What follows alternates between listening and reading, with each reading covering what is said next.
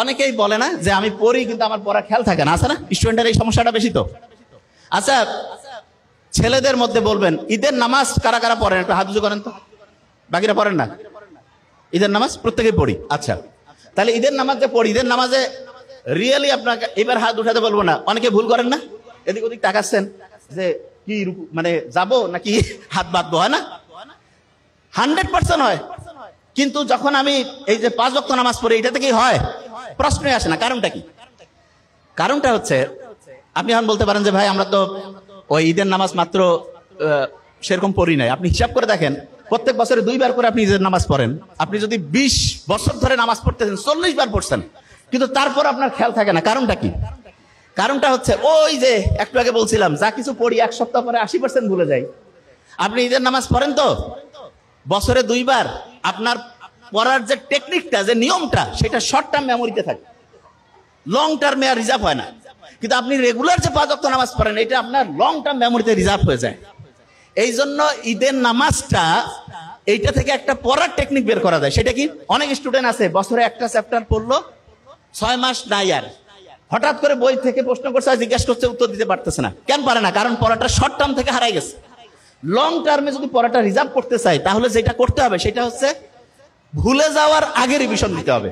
আমরা যে নামাজ পড়ি, প্রত্যেক দিন 5 ওয়াক্ত নামাজ পড়তেছি না, একে সূরা ফাতিহা কমন দরকার কি? আল্লাহ তো কইতে পারতো যে দিনে একবার পড়বা, একটু করে পড়লে হবে। নো, 5 বার রাখছে এই কারণে।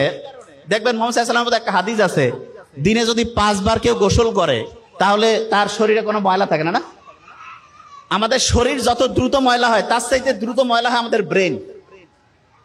যে কি কোন ভাই, ব্রেন ময়লা হয়? হ্যাঁ।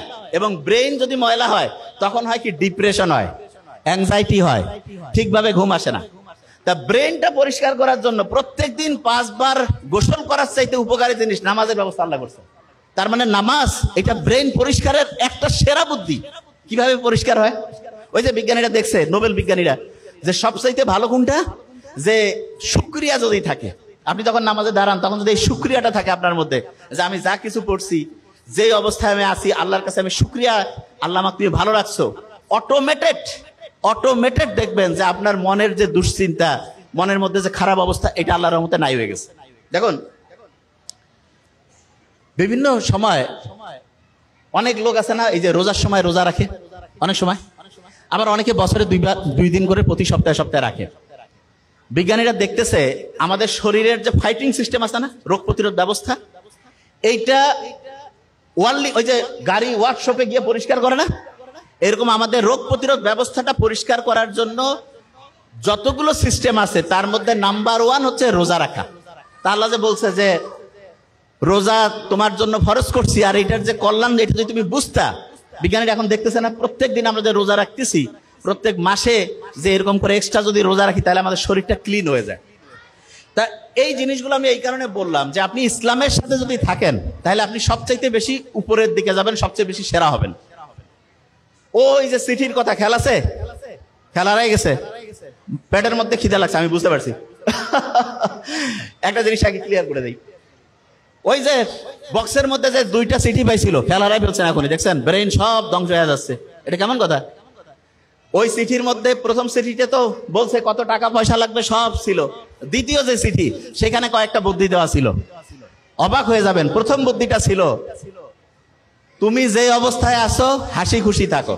দেখেন তো, তুমি যে অবস্থায় আছো হাসি খুশি থাকো, এটা প্রথম অ্যাডভাইস দিয়ে রাখছে। ওই ও আচ্ছা, এটা বোধহয় অনেকের মাথায় আসে নাই যে ভাই ওই বক্সটা আসলো কোথার থেকে। বক্সটা আসছে আপনার মিশরের পিরামিডের নাম শুনছেন? আচ্ছা, অনেকে মনে করে মিশরের পিরামিডে বোধহয় লাশ থাকে না, এটা মনে করেন না অনেকে? আচ্ছা শুনেন, একটা মিশরের পিরামিড নিয়ে 2টা তথ্য দিই আপনাকে। নাসার নাম শুনছেন? ওয়াশিংটনে আছে নাসা, মহাকাশ গবেষণা কেন্দ্র।